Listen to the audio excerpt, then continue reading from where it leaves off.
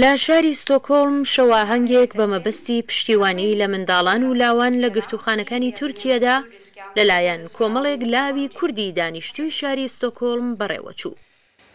ئێوارەتان باش و هەموو لایەکتان بەخێربن. بەخێربن بۆ کۆڕی پشتگیری یارمەتیمان بدەن دایک و بابمان لە زیندانەکاندا خەریکە گیانیان دەستن.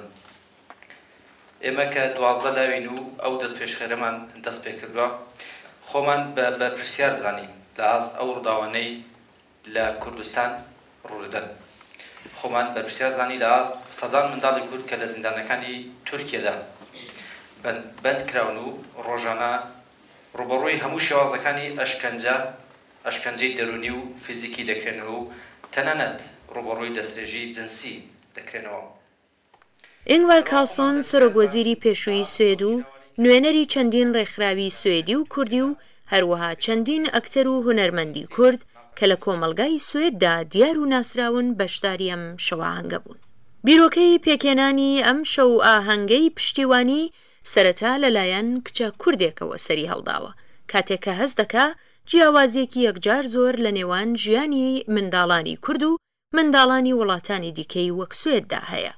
خۆی قانون خوێنم لە جامعە ستۆکۆڵم و حتا لەگەڵ Save the Children International کار دەکەم.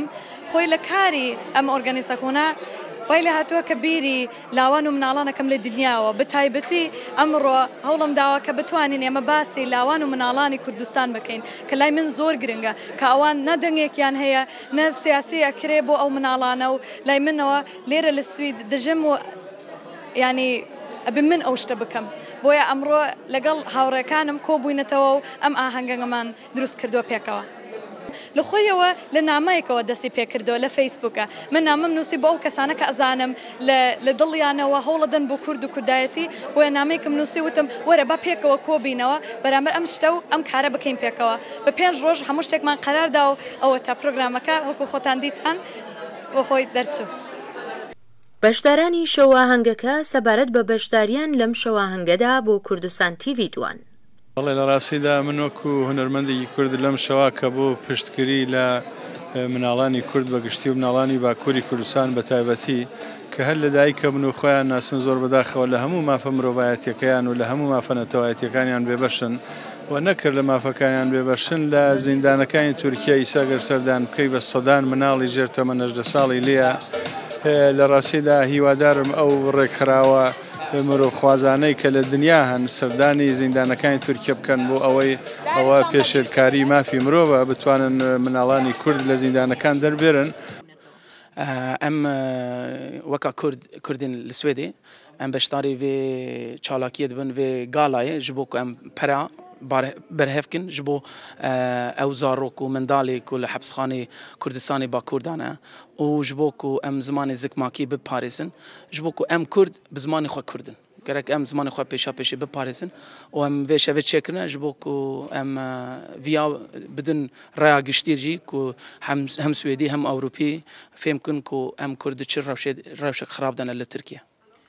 بۆ من وەکە مرۆڤێکی ینی کورد هونەرمەندێکی کورد بۆ من gelek giring e ku meriv tu carî hûş nebit meriv bêdeng nemîne gerek tu her gav بۆ Kurdayetiyê û Kurdistanê her gav dengê xwe bilind bikî bêjî em jî xwedî mafin mafê me jî heye welatê me hebe zimanê me hebe çand û kultura me hebe eva ji bo her Kurdekî her neferekî Kurd gerek vêya zanibe ji bo heqê wî ye mafê wî ye û ji xwe em Kurd ku em rastî jî alîkariya hevkin xem nîne kîjan hizbî be kîjan rêxistinî be di van tişta da gerek em yek bin di Kurd û Kurdistan û ziman da em divêt em yek bin. شەواهەنگەکە چەندین بڕگەی جیاوازی لەخۆ گرتبوو وەکو شانۆ، گۆرانی، پیشاندانی کورتەفیلم و خوێندنەوەی نامەی یەکێک لەو منداڵانەی کە لە گرتوخانەکانی تورکیەدا دەست بەسەر کراوە. شەواهەنگەکە لەلایەن هۆزنوژەن ئەکتەری دیار و ناسراوی کورد لە کۆمەلگای سوێد بەڕێوەچوو. لە نێواخنی بەرنامەکەدا چەندین پرسیار لەلایەن بەڕێوەبەری بەرنامەکەوە ئاراستەی ئینگوار کارلسۆن کرا. Ez li virim ji bo piştgiriya xwe ji zarok û ciwanên Kurd re nîşan bidim. Ew zarok û ciwanên ku di zindanên Tirkî de ne. Piştgiriya wan zarok û ciwanan ji du aliyan ve giring e. Berî her tiştî ku ew zarokin و ئەگەر ئەم بخوازن ڕێ لە تونندوتیژی بگرن چێ نابە ئەم ئازادیە زارۆکان جوان بدزن یا دووەم ئەوە ku ew Kurdin û dîroka binpêkirina mafên Kurdan yên bingehî gelek kes pê dizane. De werin em yekdest bin ji bo azadiya zarok û ciwanên Kurd, ji bo azadiya Kurdan bi gelemperî li tevahiya Kurdistanê. تۆڕی پەیوەندیە کۆمەڵایەتیەکان هۆکارێک بوو بۆ لێک نزیک بوونەوەی ئەو کۆمەڵە لاوەی کە لە ماوەیەکی کورتدا توانیان شەواهەنگێک لەو شێوەیە ڕێک بخەن.